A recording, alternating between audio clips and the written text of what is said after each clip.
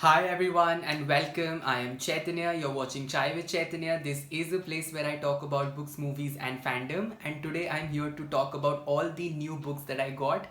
These are ARCs, some of the books that I received from my friends, some of the books that I received as review copies, and some of the books that I bought for myself, and also one giveaway prize. So this is a long haul. So let's just get right into this, and I will try to keep it as short and as crisp as possible. So let's go.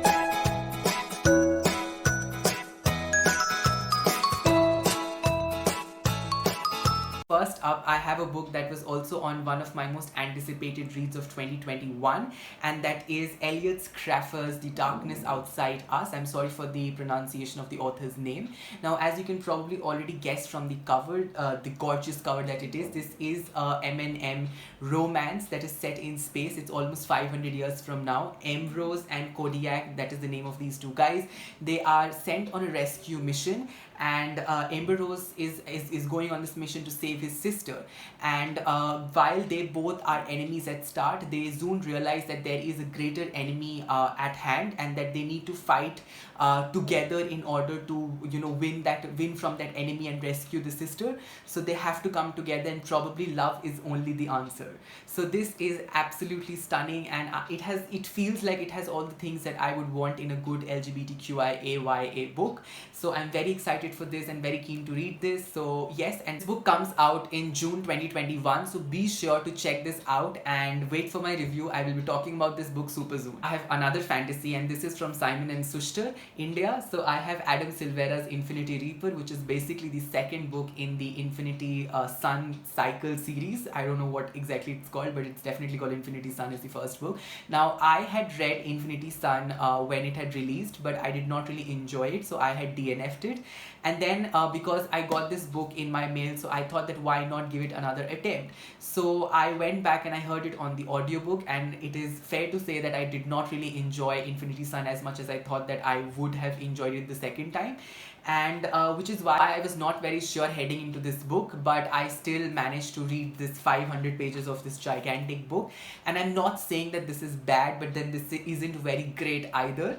And I will be covering a detailed review for this book. Next up, I have another ARC that was sent in by HarperCollins USA, and that is Cece, Rios and the Desert of the Souls by Kaela Rivera. Now, I have a very detailed video for this book already, and you guys can go ahead and check that out. I would be linking it up on the screen as well as down in the description box. And now I enjoyed this book thoroughly. I gave it a 5 stars. I think that it has all the things that is necessary for a good fantasy. It has a very atmospheric feeling to it, and the writing is very simple and straightforward. The characters are great, and it has some really good themes in it, so you must check that out. I wanted to show you the giveaway prize that I won from Simon and Schuster India and the Storyteller bookstores here in Calcutta, and they got together to collaborate for the giveaway of this book. And I, for that matter, had never won a giveaway in my life, so I was really happy and surprised when I won this, even though this isn't a fiction book, and I wish if it was. But again, this book is the winner of the Time Kid of the Year award, so that means that this book is definitely very well received in the audience. And as you can see, it's called A Young Innovator's Guide to STEM by Gitanjali Rao, and it talks about how parents and educators and children and students and just all people in life, how can they approach problem solving. And even though I have not read it, and I have no plans of reading it soon, but I can still say that I will get around to it, because A, it's a very short read, and B,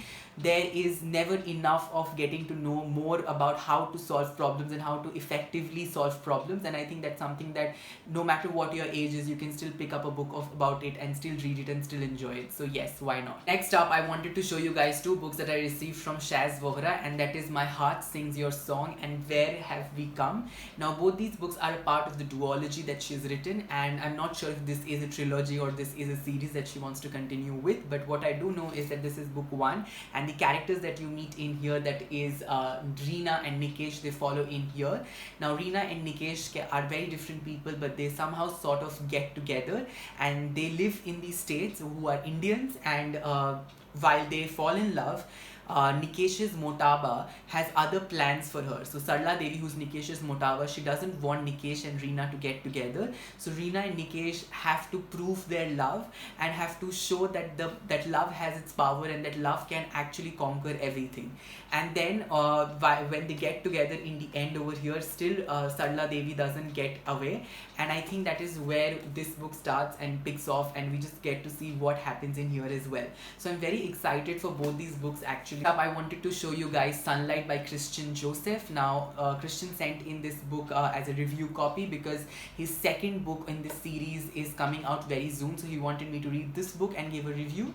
I had actually started my ARC journey with this author, and I had read his Anya of Arc, which you guys can find on my blog as well as on my Instagram. I will be linking both those links down in the description box, so go ahead and check that out. I really enjoyed Anya of Arc, which is why I said a yes to Kristian Joseph. And this book, as you can see, it gives a lot of Hunger Games sort of vibes, and from what I can read in the back, and I will have to read it because I'm not very sure about what this book is about. So it says, in a dark and a dystopian world, the city of Sovereign is on the brink of collapse. Political turmoil, protests and civil war loom as the city falls victim to a sinister plot. Join unlikely heroes in this action-packed tale of tragedy, betrayal and revenge. So I think that by default the synopsis has been kept a little vague, but what you do take away from it is that it's set in a dystopian world and that there is supposed to be a lot of action, betrayal and hopefully love and just all those things that make up for a good fantasy / sci-fi read. So I'm very excited to read this one, and I will let you guys know what I feel about it. Received a book celebrating and observing Women's Day by Bloomsbury, India, and that is the Everyday Superfoods by Dr. Nandita Iyer. Now this is a book which is about nutrition and food and immunity, and obviously this is a non-fiction book, so I have been reading this slowly and gradually, and I'm not reading it at one go because there's so much to take in from this book. And what I will tell you is that this book talks a lot about how our eating habits over the years have changed, and how these days we eat not because we are hungry, but we also eat because we are just bored and we want to eat something. So it makes you think about what you are eating, and it tells you to be very mindful and conscious of what you're consuming and what you're putting inside your body, because your body is your temple and the body is your machine. Dr. Nandita Iyer also goes ahead and give you lots of superfoods and what is helpful for what. So she covers them bits by bits in terms of grains, veggies, and she doesn't venture a lot into the non-veg section, but the focus is relatively kept on the vegetarian section, but you do get to see that which kind of protein or which kind of minerals are found in which kinds of food sources. And also she has packed in lots of recipes and lots of nuskes, as we call in Hindi, and I am thoroughly enjoying myself with this book. And I don't know if I can rate a non-fiction book like this, but if I had to, then this was definitely going to be a 5-star read, and you guys should definitely check this out because you will not be disappointed, and you will definitely be forced to rethink about all the decisions that you have had about your food choices, and you will realize that eating good and eating healthy is not just a cure to a lot of diseases, but it should actively be a lifestyle which will help you live longer and live better. So I wanted to show you guys 3 books that I had actually ordered for my birthday, but they never made it in time, so I have received them just now, and we have these 3 books, so I'm gonna go one by one. So the first book that I have over here is Keeper of the Lost Cities by I'm sorry with the name, Shannon Messenger. And this book is said to be perfect for the fans of Harry Potter, and as you guys would know that I am a crazy big Potterhead. I have a Deathly Hallows inspired, Harry Potter inspired Deathly Hallows tattoo over here on my right hand, on my forearm, which is also my first tattoo. So and there has been so many discussions about separating the art from the artist and whether we should be consuming Harry Potter or not after everything that J.K. Rowling has said. And I am always of the opinion that even though J.K. Rowling has said a lot of controversial stuff, and I obviously do not agree with any of them, but I can still enjoy Harry Potter because the fandom was created by us. Even though J.K. Rowling wrote it, I and you and everybody else who was a part of the fandom created the fandom, so why not?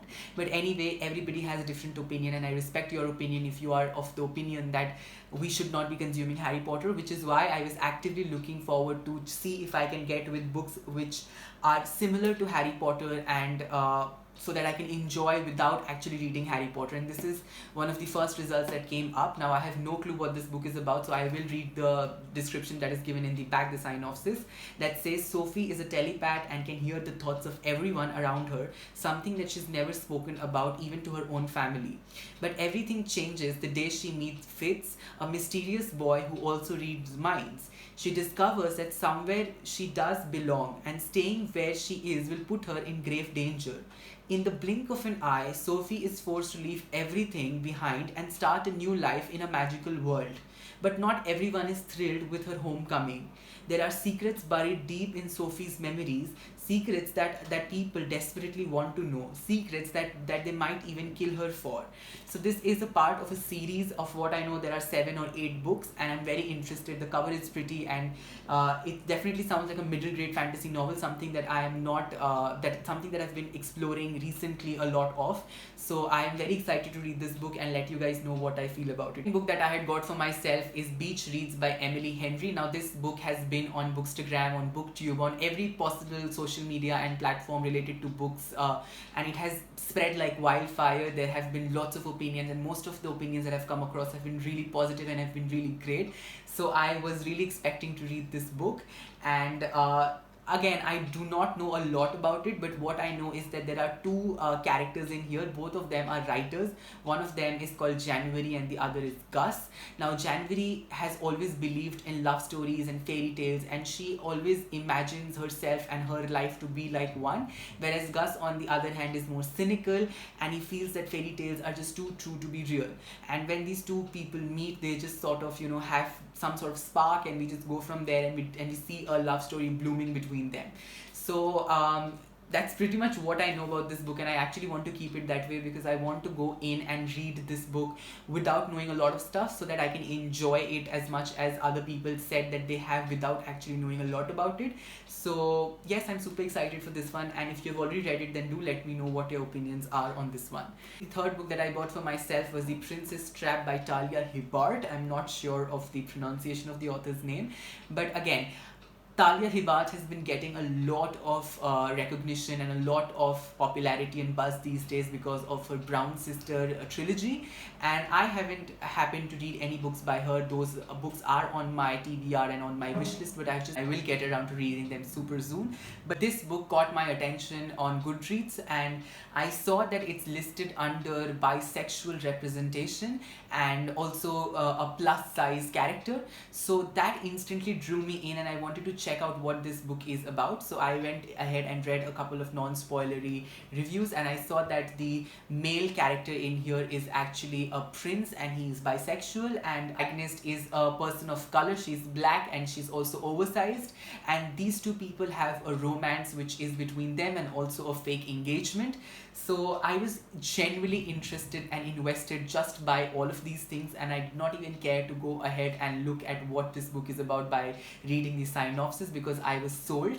So that is all that I know about this book, and that is all that I will be telling you about this book. But yes, I have heard some great and insane things about it, all good. So if you're somebody who likes reading such books, then you should definitely check it out. And also, from what I've heard, that Talia Hibert's writing is not only phenomenal, but she also has some really sexy and steamy scenes. So if you are one like me who loves smutty stuff, then this book is definitely for you, and you shouldn't be missing it out. Now finally coming to the last book that I got, that is The House at the Edge of Magic by Amy Sparks. Now this was my pick for the book club that I have started. It's called Chai and Books Book Club. It has 15 active members at all times. We meet virtually twice a month, and I pick a theme of the month, I pick a book, and then we all read that book together, we discuss it. We sometimes have authors coming in for these discussions, and it has just recently started out. This in fact was the first book that I picked up for my book club. And if you're interested to know more about it, or if you want to join, or if you have any questions, then all the links to my book club would be down in the description box below, and you guys can go ahead and check it out. So this book I picked up because it has a middle grade fantasy, and as I said earlier, I have been trying to explore more of middle grade fantasy in the recent times, and I have found this newfound love for middle grade fantasy novels, because middle grade novels are so different from a young adult in this sense that young adult books still have some sort of difficult topics in them, but with middle grades you do not really have that. Books are fairly simple and themes are fairly easy to understand and grasp, and the story is quite breezy to read through. And when your life is so difficult with COVID being around and examinations from my university and trying to find a job and whatnot, I think sometimes I just want a book that's just easy to read and doesn't really bog me down with a lot of difficult stuff to deal with. And middle grade fantasy and middle grade books in general have been doing that for some time now. Also, I picked this book because not only that it has this found family trope, but also that it sounded super interesting. We have this character called Nine, who's an orphan, and Nine is trying to get away from this person called Pockets, because Pockets is not a good person, and she is not willing to stay with Pockets in the nest that Pocket has because it's really expensive. So one day she just goes out and she's trying to pickpocket somebody's purse, but in that attempt she comes across this small statue, almost like a keychain of a house, and the moment she touches that, it erupts into this big house that you can see as the house at the edge of the magic. And when she enters that house, she gets to see and meet these creatures called flabbergast and whatnot, and these are all very interesting and magical, and from a very kid's perspective it will appeal to everyone. So I loved this, and I have not finished reading it, but I will very soon. Those were all the books that I had recently received, and I am enjoying myself thoroughly with all these books. I'm really excited to be reading some of them, and I'm really excited to start reading some of them. For some of them my reviews are already out. As I said earlier, everything is down in the description box, so feel free and go ahead and check it out. If you have read any of these books, if any of these books have been on your TBR or on your wish list, then do let me know down in the comment section which one that is. And I will be seeing you very soon with another video. So till then, keep watching and keep reading. Bye.